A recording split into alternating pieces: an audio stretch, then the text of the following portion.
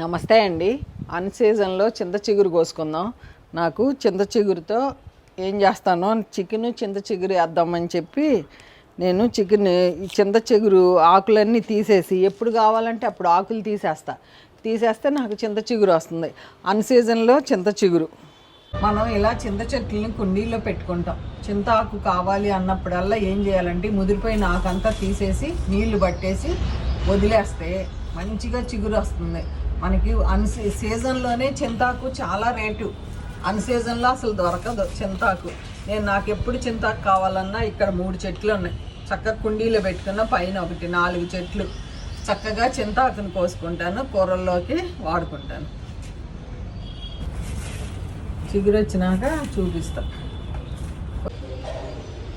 చూసారండి, మొత్తం చింతాకంతా తీసేసుకున్నాను. చిగురు వచ్చినాక కోసుకునేటప్పుడు చూపిస్తాను.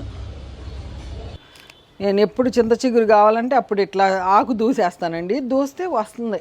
చింత చిగురులో చాలా మంచి పోషకాలు ఉన్నాయి. ఎండాకాలం మంచి రేటు ఉంటుంది మనకి చింత చిగురు. ఇది కొంచెం లేట్ చేశాను. ఒక్కరోజు నేను కుదరక కొంచెం మనం ఇచ్చుకుపోయింది ఆకు. మొత్తం కోసి చూపిస్తాను, మీకు లేట్ అవుతుంది. కోసుకొచ్చేస్తాను.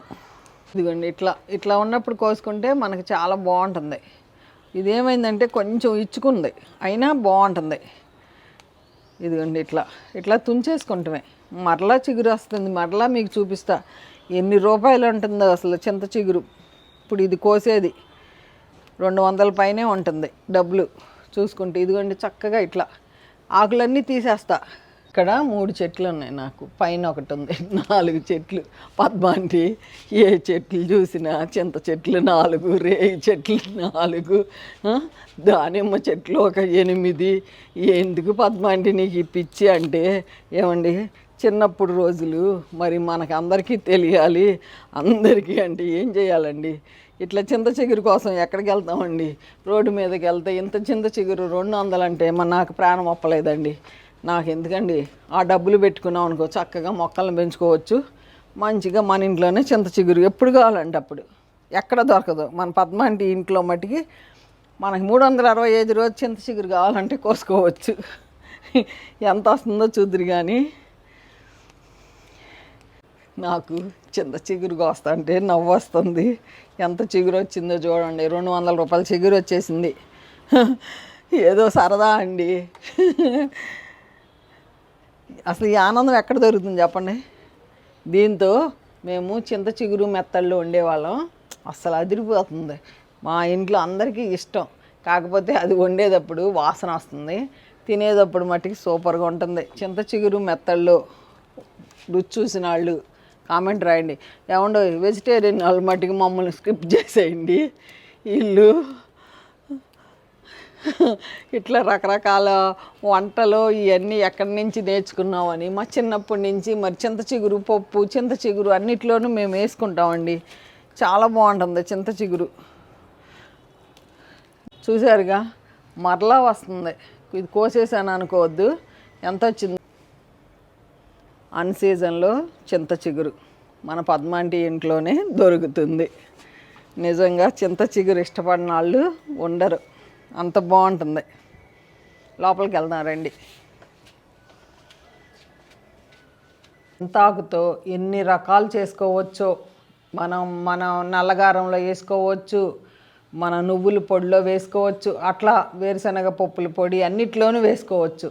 మన సీకాకాయ ఆకు ఉంది చూసారా, అది కూడా పుల్లగానే ఉంటుంది. అది కూడా చింత చిగురులానే ఉంటుంది. అసలు సూపర్ అండి. మన ఇంట్లో సీకాకాయ చెట్టు ఇది. మేమైతే ఆకులు కోసి, ఈ ఆకుల కోసం చాలామంది వస్తారు, నన్ను అడుగుతారు సీకాకాయ ఆకు కోసం.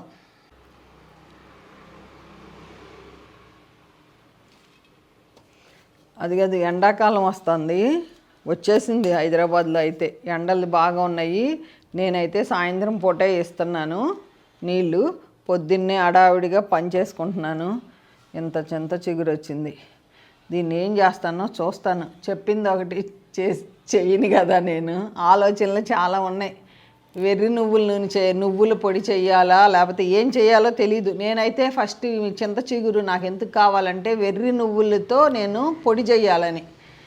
ఆ పొడి కోసం నేను చింత చిగురు ముదురాకు తీసేసి ఈ లేతాకు కోసం నేను చేసుకున్నా. చింతపండు కంటే ఇది మంచిది అని. మనం చెట్టు మీద నుంచి కోసిన కొంచెం కడిగేసుకుని బుట్టకు పడేసి ఇట్లా క్లాత్ మీద ఆరబెట్టుకుంటే మంచిగా ఉంటుందండి. అందుకు నేను ఏ ఆకైనా సరే శుభ్రంగా కడుక్కుంటా. ఎందుకంటే ఇంకా అసలు దుమ్ము ఉండకూడదు కదా. ఇప్పుడు అసలు ఊరికే దుమ్ము వస్తుంది. ఎండాకాలం శీతాకాలం అసలు విపరీతంగా. శుభ్రంగా కడిగేసుకుని ఇట్లా ఆరబెట్టుకున్నా. చింత చిగురు చక్కగా కడిగేసి ఆరబెట్టేసుకున్నానండి. ఇలా అన్నీ ఏరేసి పక్కన పెట్టుకున్నా.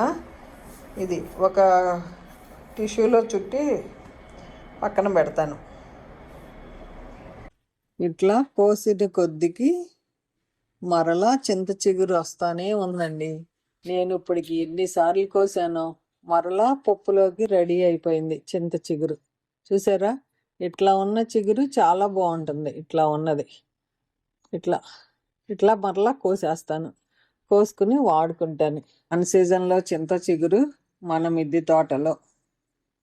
ఓకే అండి, ఉంటానండి. బై అండి.